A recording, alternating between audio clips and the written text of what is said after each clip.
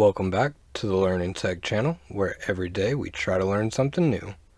Now, to go along with our formatting videos, I want to show you a quick little tip on inserting grid lines and just grids so you can format easier. If we go up here to View, and we click on Grid and hit Design, as you can see, now it has a bunch of dots, and this will help you align things extremely easy.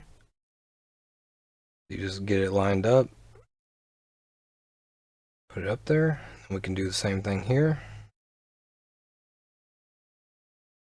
And then you could also still do the where you align it to the bottom. It's just an easier, quicker way to align everything.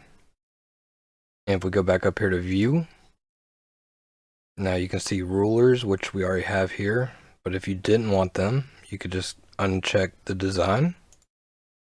Now we no longer have that. We're going to put that back on. If we go back to View, and we go down here to Grid Lines, and click Design, now you can see exactly here where they're lined up at, which can further give you more ability to line everything up. And that will do it for this short video. If you enjoyed the video and you're not a subscriber, please consider subscribing. Also, leaving a like, comment, and a share is greatly appreciated. Thank you.